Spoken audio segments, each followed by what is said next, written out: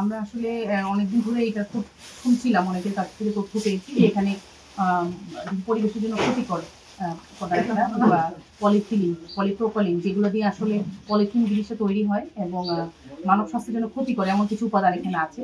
তো এই গোপন তথ্যের ভিত্তিতে আসলে আজকে সকাল থেকে আমাদের পরিবেশ অধিদপ্তরের সদস্যরা ছিলেন। তো ওনারা সবাই মিলে আমাদের পুলিশের আইনশৃঙ্খলা বাহিনীর অনেকেই ছিলেন। তো সকাল থেকে আমরা এখানে অনেকক্ষণ অভিযান করিয়ে তারপর এটা উদ্ধার করেছি। দেখলাম যে এখানে মুলফতগঞ্জে কয়েকটি দোকান ওনার একসাথে পাশাপাশি, যেগুলো আসলে বাইরে থেকে দেখে বোঝার উপায় নেই যে এটা আসলে কিসের দোকান।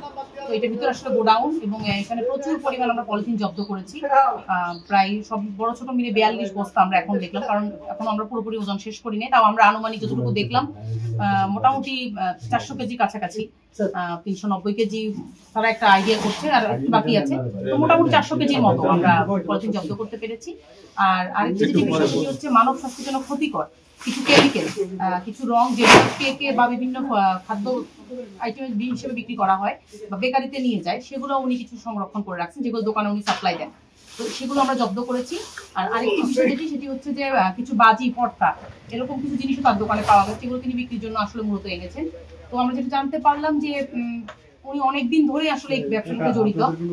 উনি মূলত বিভিন্ন জায়গা থেকে জিনিসপত্র নিয়ে আসেন এবং এগুলো আবার বিভিন্ন দোকানে সেল করেন। তো এই ভিত্তিতে আমরা আসলে এখন ওনাকে বাংলাদেশ পরিবেশ আইন যেটাই সেটি অনুযায়ী আমরা ওনাকে 50,000 টাকা অর্থদণ্ড দিয়েছি, এবং ভোক্তা অধিকার সংরক্ষণ আইন অনুযায়ী আমরা 20,000 টাকা, অর্থাৎ সর্বমোট 70,000 টাকা অর্থদণ্ড করেছি ওনাকে। আর সঙ্গে সঙ্গে আমরা অর্থদণ্ড আদায়ও করেছি এবং ওনার কাছ থেকে একটা মুচলেখাও নিয়ে নিব, যাতে উনি পরবর্তীতে এই ধরনের কাজ আর করবেন না মর্মে।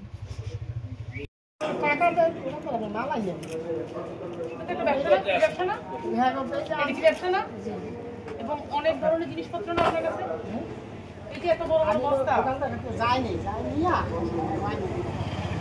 না না, এটা করতে পারবেন আপনার ব্যবসাগুলো অ্যাটলিস্ট ট্রেড লাইসেন্স থাকবে, ডি লাইসেন্স থাকবে। এই জায়গার নাম কি? এই জায়গার নাম কি?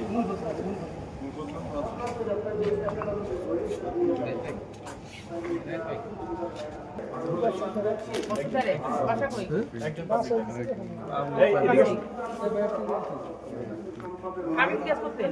ডাকে ডাকে আপনি কি কাজ করতেন ভাই? এই চুপ করে যা, সালামি গেলাকে তো ছাকি নিয়ে নিল। যে আরেকজন তুমি তো বলি যাবে ওই ছেলেটা কই? হিরণ কই? চলে গেল। হিরণ আসেন কে দেখেছেন? তুই আছে যে আমি এখন তাকে বলা লাগতেছে। এই এদিকে আসেন ভাই, জাফর আপনার বয়স কত?